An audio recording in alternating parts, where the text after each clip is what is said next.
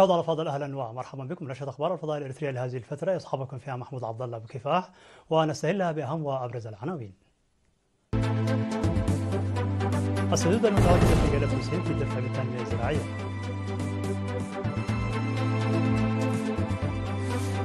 عقد سمينار حول استخدام المبيدات الحشريه في سلع دعرو.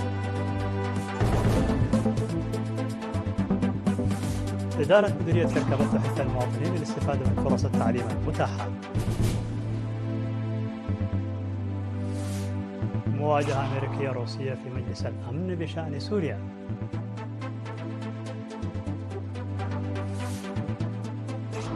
روسيا تجري تدريبات بصواريخ عالية الدقة في البحر المتوسط. المعارضة بكوريا الجنوبية تطلب عزل الرئيس والجيش يعود لقواعده.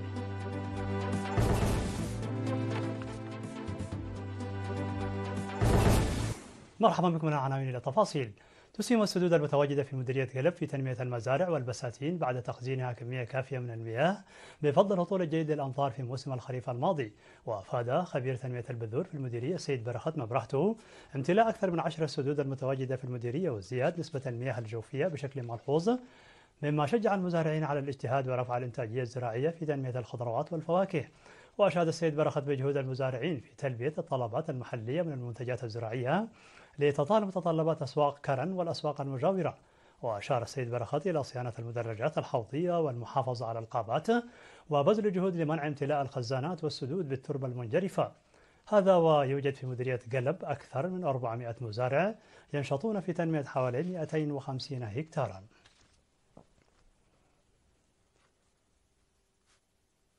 نظم مكتب الزراعة في مديرية قال نفحي سمينارا تنويريا في 3 ديسمبر لمزارعي إدارة ضاحية سلع دعرو حول الاستخدام السليم للمبيدات الحشرية ورفع الإنتاجية.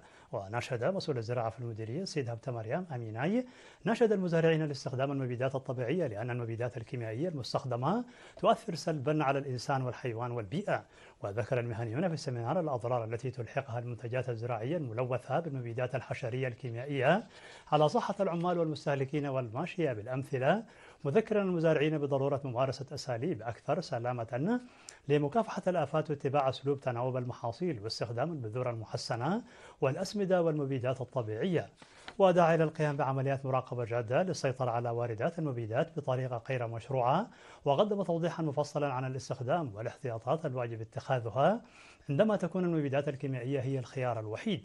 ودعا المدير التنفيذي في إدارة مديرية قال نفحي السيد مسفن قبر تنسائل المزارعين لفهم فوائد المحاضرات المستمرة والاستفادة منها.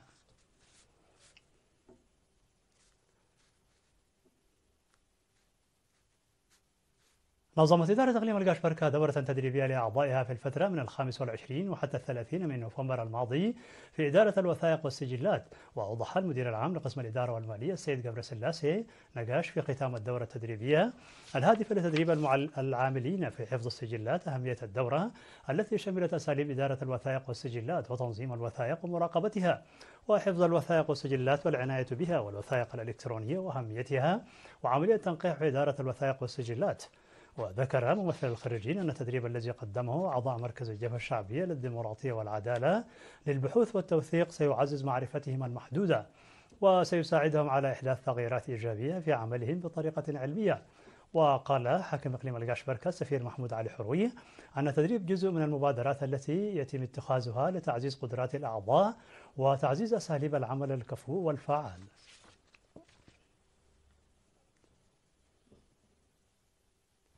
قام أعمال المؤسسات الحكومية والطلاب وأعضاء قوات الدفاع بحصاد مزارع أسر الشهداء والمحتاجين في مديرية عرزة، كما قام أكثر من 200 طالب من المرحلتين المتوسطة والثانوية بصيانة طريق عرزة ميدمة الترابي والذي جرفته السيول في الخريف الماضي.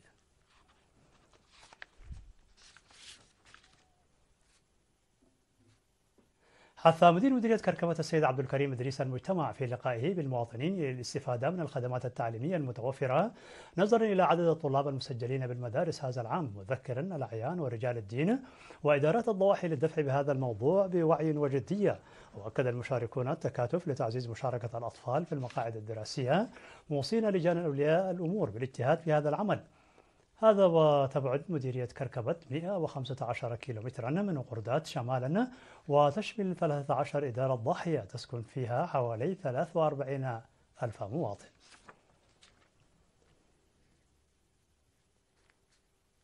عقد قائد شرطة إقليم جنوب البحر الأحمر المقدم قيت قبل صادق لقاء مع مقدمي الخدمات في مدينة عصبة لمناقشة مكافحة الجريمة والاحتياطات الواجب اتخاذها، وأوضح بالرغم من عدم وجود ظواهر الجرائم والمخالفات المقلقة في الإقليم إلا أن من الضروري مكافحتها مبكرا، لأن الجرائم والمخالفات تميل إلى التصاعد وتسبب مشاكل اجتماعية واقتصادية خطيرة.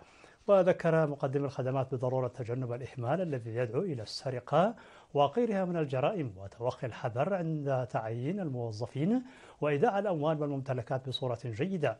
ودعا مدير مدينة عصب بالإنابة السيد برهان الكداني من جانبه إلى العمل المنسق مع الشرطة لمنع الأنشطة الغير القانونية. في غضون ذلك ألقيت محاضرة حول القانون لطلاب المدارس المتوسطة والثانوية في مديرية مندفرة. ونصح قائد مركز شرطة المديرية النقيب هابتو والدآب الشباب لزيادة معرفتهم القانونية والابتعاد عن الأنشطة والجرائم الغير قانونية والتحلي بقيم مجتمعهم. ودعا مسؤول التحقيقات الجنائية السيد دانيال تخلي الطلاب على الجدية في تجنب الجرائم والحوادث المرورية. على الصعيد نفسه دعا قائد شرطة مديرية فرون ملازم تخصص قبر هويته إلى تعزيز دور المجتمع في مكافحة الجريمة والمخالفات القانونية والحوادث المرورية، وقال أن التعاون الشعبي يلعب دورا هاما في منع الجرائم والمخالفات العرضية، وحث الآباء على مراقبة أطفالهم عن كثب حيث يبدأ إنفاذ القانون والأخلاق من الأسرة.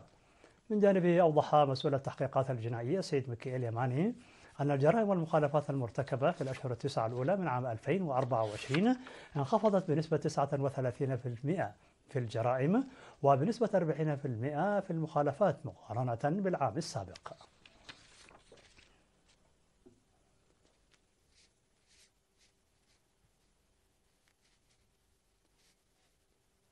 يقوم مواطنو بلدة دك عندو بصيانة الطريق الترابي المؤدي إلى بلدتهم بنفير الجماعي.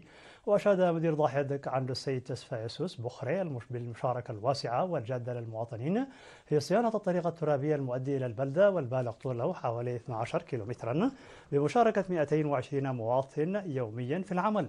وأضاف ممثل مكتب الزراعة السيد زمهرت من قساب أن المواطنين لا تنحصر أعمالهم الجماعية على صيانة الطرق وحسب، بل يقومون أيضا بأنشطة زراعية وتنموية وإنجاز أعمال فاعلة في الحفاظ على التربة والمياه.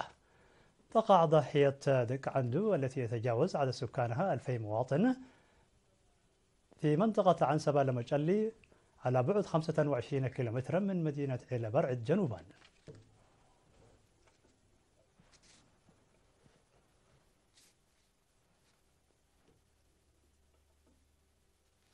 مشاهدينا الأفاضل، كانت هذه الأخبار الداخلية. فاصل قصير ونوفيكم بالأخبار العالمية، فابقوا معنا.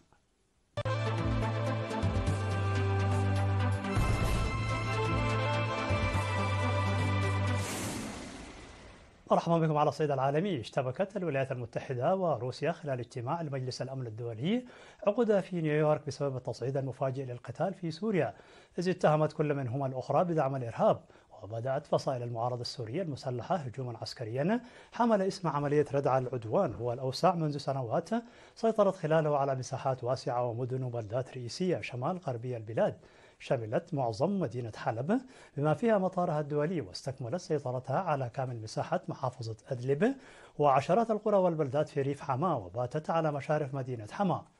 ودعا روبرت وود نائب السفير الأمريكي لدى الأمم المتحدة إلى خفض التصعيد في القتال في سوريا وحماية المدنيين، كما عبر عن قلقه من أن الهجوم تقوده هيئة تحرير الشام. وفي تصريحات موجهة إلى وود قال السفير الروسي لدى الأمم المتحدة فاسيلي نيبينزيا: ليست لديك الشجاعة للتنديد بهجوم إرهابي واضح على المدنيين المسالمين في المدن السورية المسالمة.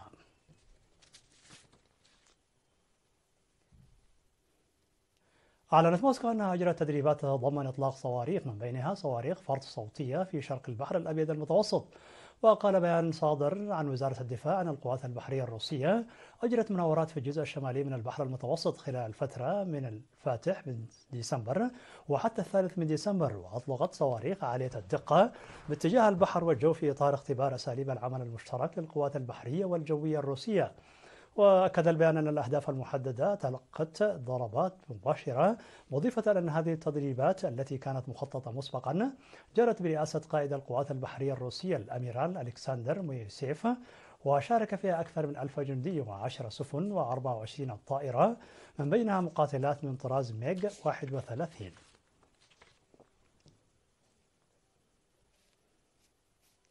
أعلن الحزب الرئيسي المعارض في كوريا الجنوبية أنه تقدم بطلب لعزل الرئيس يون سوك يول بعد إعلانه العزم على مقاضاته وعدد من كبار معاونيه الأمنيين بتهمة التمرد، وذلك بسبب فرضه الأحكام العرفية بالبلاد في إجراء أحبطه البرلمان سريعا، مما دفع القوات العسكرية لمقاطرة الشوارع وأدى إلى استقالات جماعية.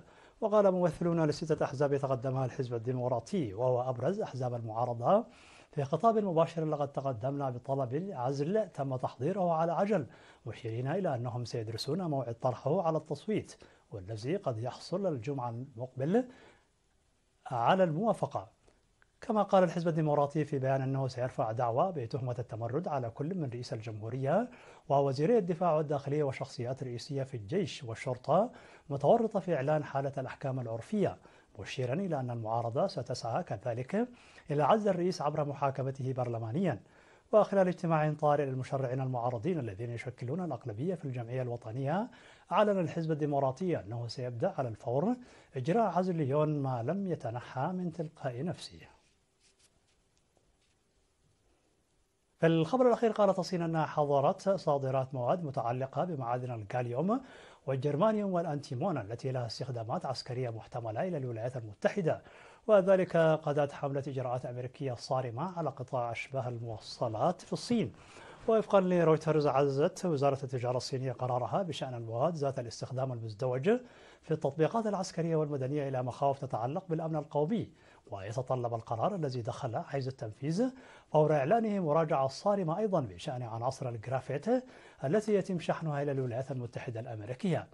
ويشدد القرار القيود المفروضة على صادرات ما يعرف بالمعادن الحرجة التي بدأت بكين في طرحها العام الماضي، لكنها تنطبق فقط على السوق الأمريكية في أحدث تصعيد للتوتر التجاري بين أكبر اقتصاديين في العالم قبل تولي الرئيس الأمريكي المنتخب دونالد ترامب منصبه.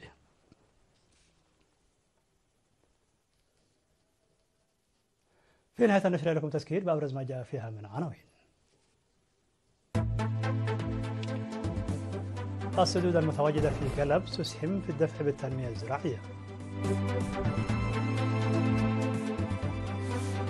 عقد سمينار حول استخدام المبيدات الحشرية في سلاع دعرة. إدارة مديرية كركبة تحث المواطنين للاستفادة من فرص التعليم المتاحة.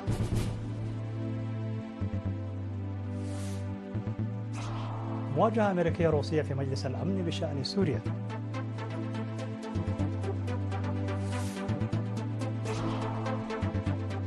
روسيا تجري تدريبات بصواريخ عالية الدقة في البحر المتوسط. والمعارضة بكوريا الجنوبية تطلب عزل الرئيس والجيش يعود لقواعده.